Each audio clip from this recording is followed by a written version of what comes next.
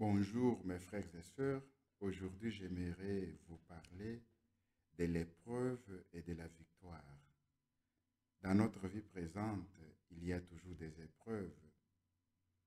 Si nous ne nous montrons pas persévérants et si nous ne franchissons pas les épreuves, nous n'aurons pas la vie éternelle. Aujourd'hui, nous écouterons la vision du voyant Barnabas, un Nigérien. Et donc, il s'agit de la vision de Jésus au désert, au mont Carmel. Je rappelle qu'il s'agit des révélations privées et que ces révélations privées ont été reconnues par l'autorité ecclésiastique.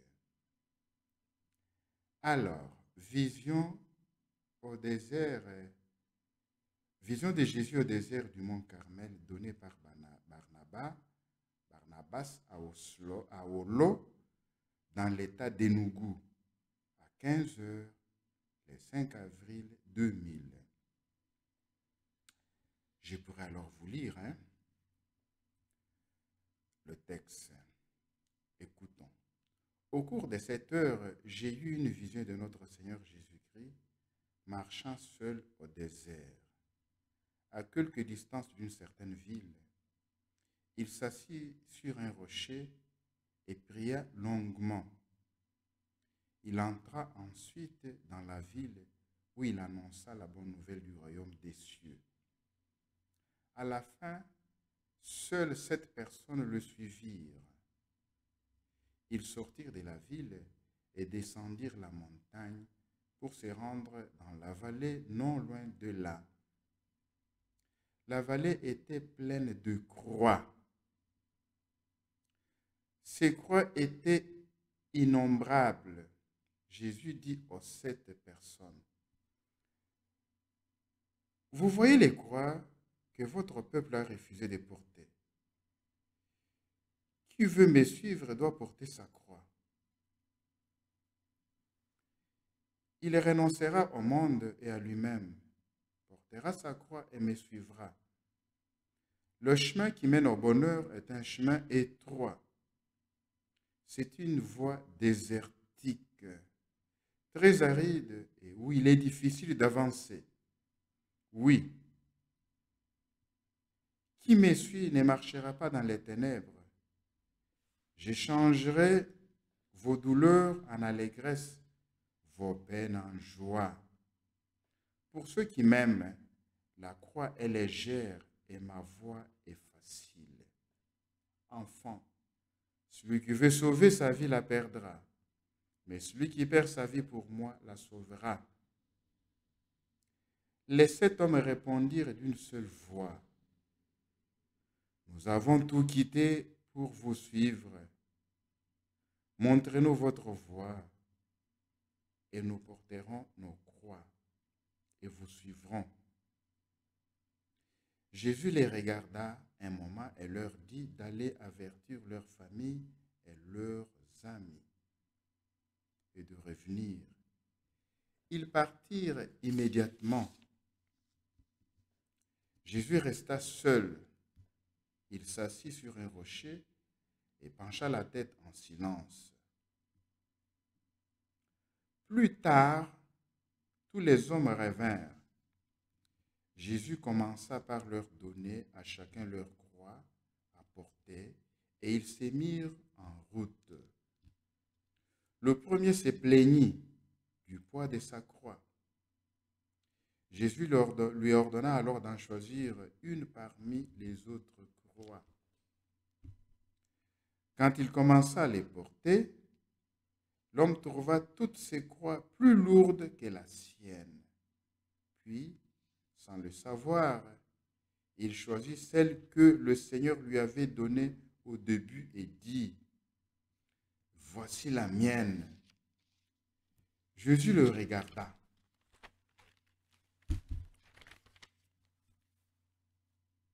Et lui dit calmement, « N'est-ce pas celle que je t'avais donnée? » Tous prirent leur propre croix et se remirent en route. En marchant avec leur croix, ils prièrent et chantèrent, Jésus en tête des files. Aucun ne regarda en arrière, car ce voyage était volontaire. Ils traversèrent monts et vallées, gravirent des montagnes et traversèrent des vallons. Dans le désert aride, ils souffrirent de la soif. À un moment donné, la foi de certains commença à faiblir. La marche était lente et régulière, et pourtant, certains n'arrivaient pas à suivre. Certains étaient à 5 kilomètres derrière Jésus, d'autres à 3 et d'autres à 2. C'est alors qu'ils commencèrent à souffrir de la tentation de vouloir faire leur propre volonté. Je vis deux hommes couper un morceau de leur croix pour alléger, alors que le voyage continuait. Le soir du premier jour, ils arrivèrent devant un fleuve.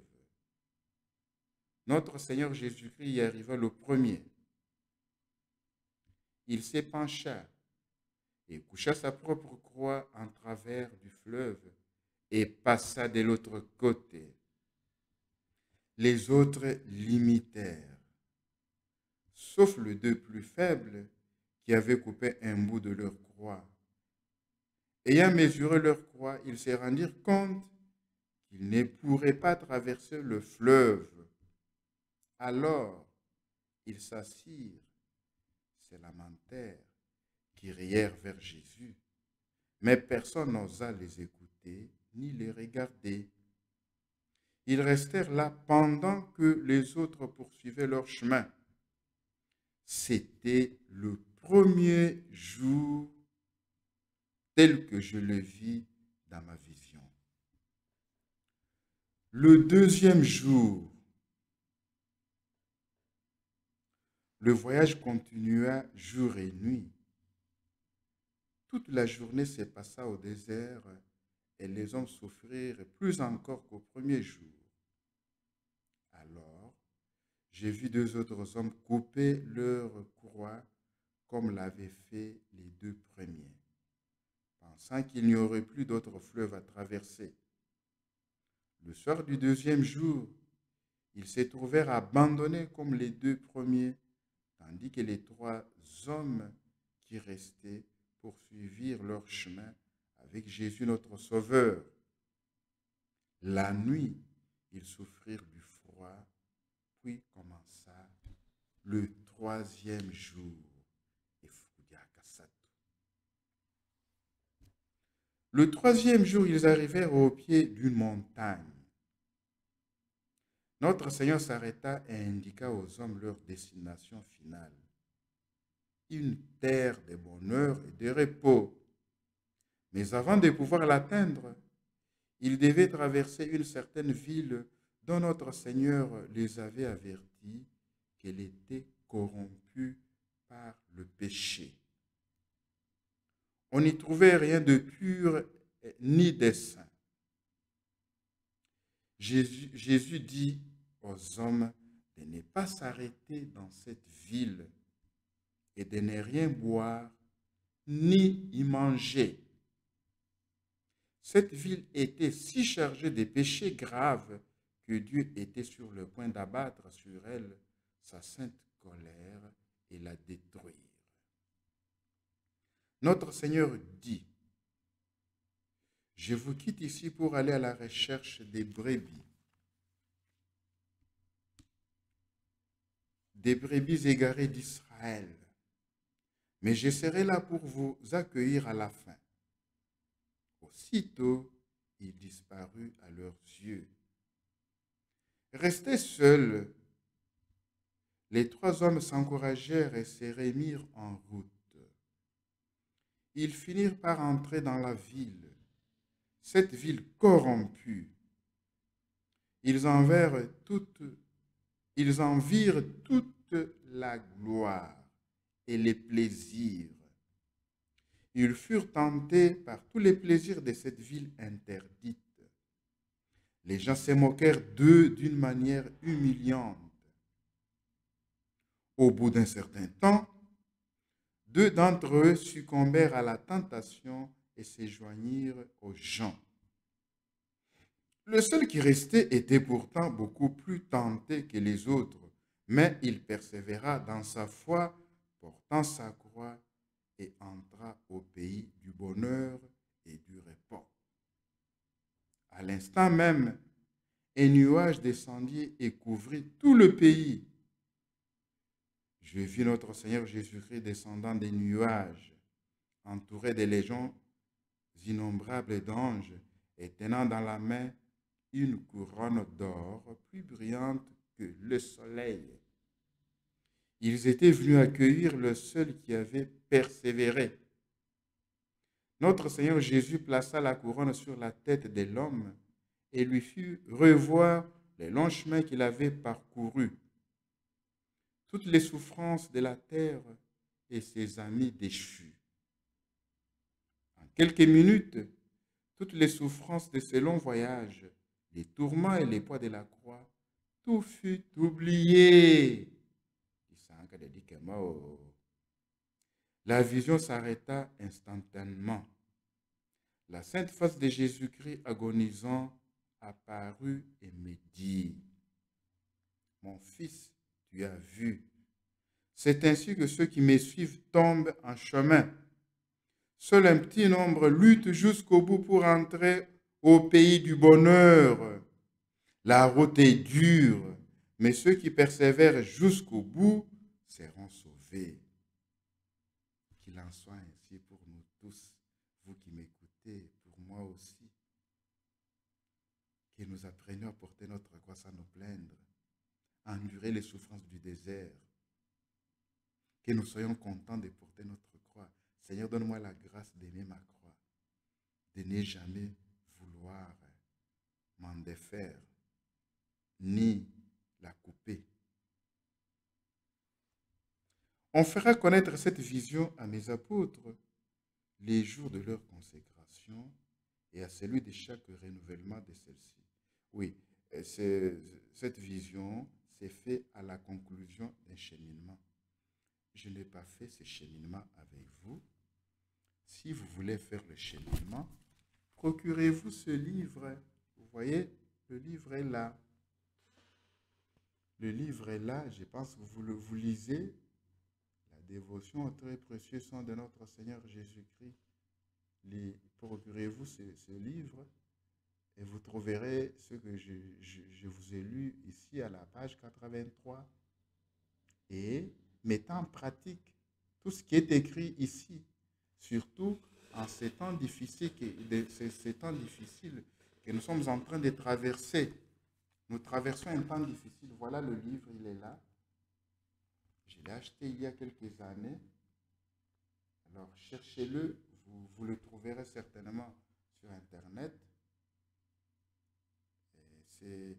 Vous le trouverez, L'appel du Filleul, chemin de la Colline, numéro 29, 13 750, Plan d'Orgon. Le pays, c'est la France. Donc, vous pouvez le commander et suivre tout ce qui est écrit dedans, surtout pour ce temps que nous sommes en train de vivre. C'est un temps difficile. Je lisais qu'on fera connaître cette vision à mes apôtres le jour de leur consécration, à celui de chaque renouvellement de celle-ci. Je promets de vous donner l'esprit de sagesse qui ouvrira votre cœur à une meilleure compréhension de cette vision. L'Esprit enverra sa lumière pour dissiper les ténèbres dans les âmes et renouvellera leur cœur. Je suis Jésus-Christ agonisant qui vous touche. Je vous donne ma paix et vous bénis. Et puis après ceci, il y a l'acte de consécration. En fait, il s'agit de la dévotion au très précieux sang de notre Seigneur Jésus-Christ. La plus grande dévotion des temps présents, un appel à la sainteté. Donc, cette édition est publiée par l'Appel du Ciel avec accord de Queenship Publishing Company, Goleta Californie, États-Unis d'Amérique. Alors, oui, c'est un livre très intéressant. Il y a des prières, il y a des prières quotidiennes suggérées comme les consolations, adoration du très précieux sang de Jésus-Christ, les prières mystiques, prières pour vaincre Satan et ses agents, pour la protection et l'unité des chrétiens, pour trouver refuge dans le côté sacré de Jésus, pour obtenir la libération des sorts et des liens négatifs avec nos ancêtres, pour nous soutenir, pour soutenir la foi, pour que se manifeste la divine volonté, pour obtenir la force d'âme pendant le grand châtiment. Est-ce que vous savez qu'il y aura le grand châtiment? Il y aura le grand châtiment. Nous devons nous préparer. Préparez-vous, ma soeur qui m'écoute, mon frère qui m'écoute. Ne dites pas, lorsqu'il y aura le grand châtiment, oh, je ne savais pas, je ne l'avais jamais écouté. On ne m'avait rien dit. Il y a aussi la prière pour les brebis égarées et pour ne pas perdre la foi, pour l'avènement du règne de gloire sur terre, pour renoncer au péché de la chair. Si vous êtes lié par les péchés de la chair, il y a une prière pour ça. Lutter, autrement, vous n'allez pas surmonter l'épreuve. Nous sommes pendant les temps de l'épreuve. Nous portons notre croix.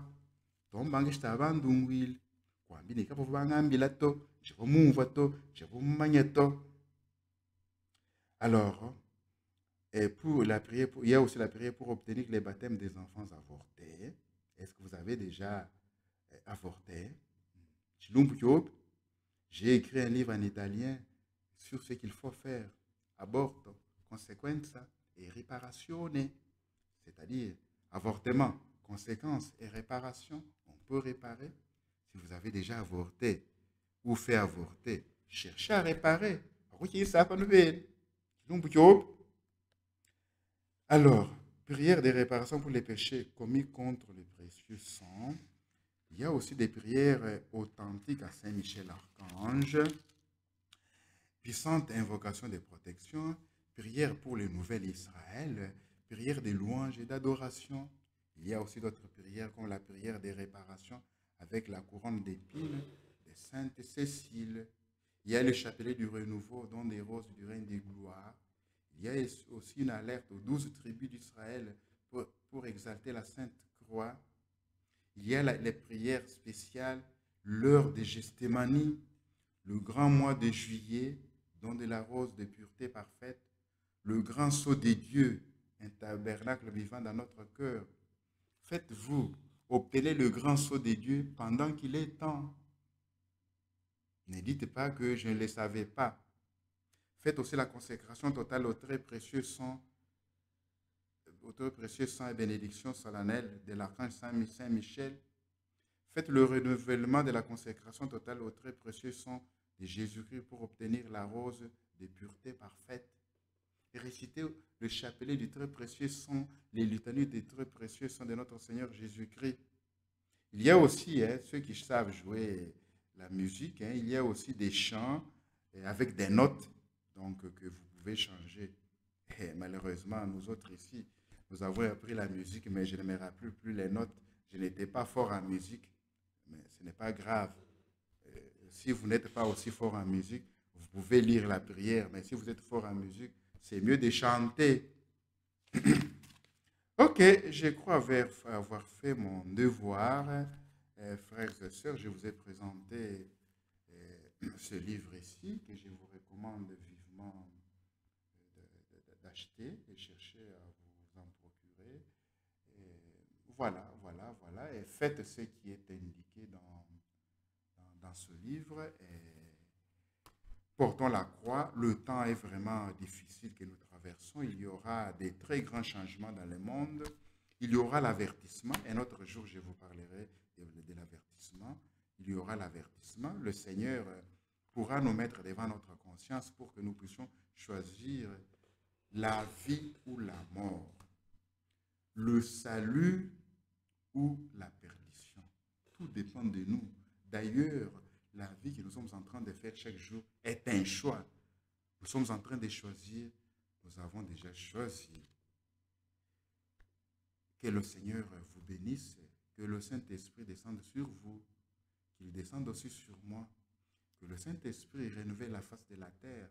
Que le Saint-Esprit descende sur nous afin que nous sachions tous discerner la volonté de Dieu aujourd'hui. Que nous sachions lire les signes de temps, les kairos. C'est un temps très précieux que le Seigneur nous offre aujourd'hui pour notre salut et le salut de nos frères et sœurs. Amen. Laudetur Jesus Christus, Semper Laudetur. Le Seigneur soit avec vous et avec votre esprit. Que le Dieu Tout-Puissant vous bénisse. Au nom du Père et du Fils et du Saint-Esprit. Amen. Allez dans la paix du Seigneur. Nous rendons grâce à Dieu. Manana. Tuakutumbula. Nombo. Na fudika. Na leki la part.